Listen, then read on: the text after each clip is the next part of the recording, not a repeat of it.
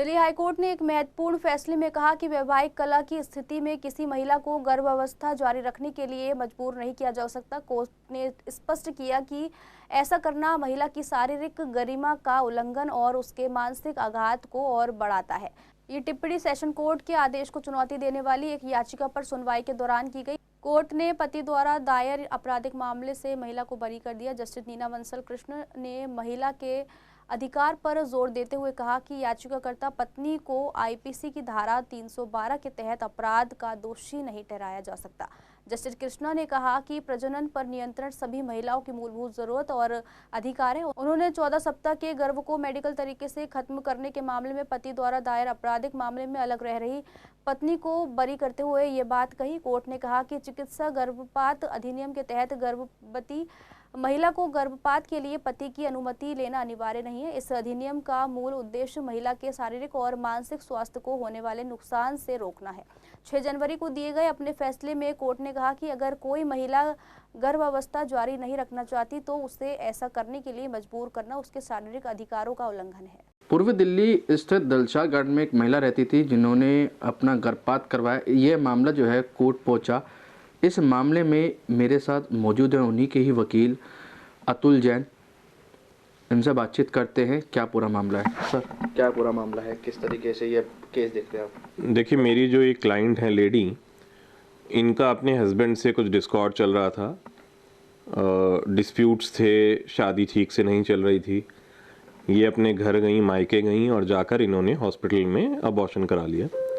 Husband को किसी तरह से पता लगा, उन्होंने शायद रिकॉर्ड ट्रेक्स किए या कैसे भी, तो उन्होंने इनके ऊपर, इनके भाई के ऊपर, अपने ससुर के ऊपर और लड़की के मामा के ऊपर 30,000 कोर्ट में केस दायर किया, जिसमें कुछ सेक्शन से जैसे miscarriage, extortion, criminal breach of trust वगैरह वगैरह।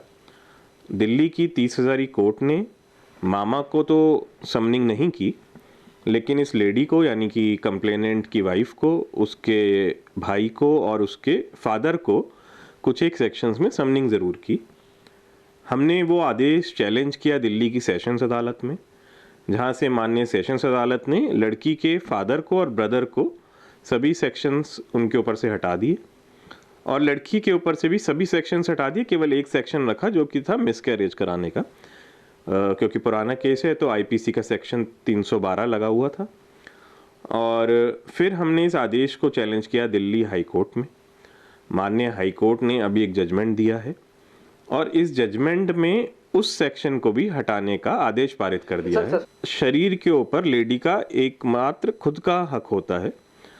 माननीय हाई कोर्ट ने यह भी माना, क्योंकि इस केस के अंदर हस्बैंड और वाइफ के ताल्लुक अच्छे नहीं थे, दोनों तरफ से ही एक दूसरे के ऊपर कुछ एक केसेस फाइल किए जा चुके थे। इस लेडी का मानना ऐसा है कि हॉस्पिटल से या तो हस्बैंड ने किसी तरह से मिलीभगत से निकाल लिए हैं या फिर और किसी सोर्स से हॉस्पिटल ने उसको दिए हैं। तो ऐसे में हम हॉस्पिटल के खिलाफ भी केस दायर कर रहे हैं। बहुत बहुत शुक्रिया सर बातचीत करने के लिए। तो ये थे मेरे साथ एडवोकेट अतुल जैन, जिन्होंने पूरा मामला बताया। फिलहाल जो है अस्पताल प्रशासन के खिलाफ भी कानूनी कार्रवाई की जाएगी।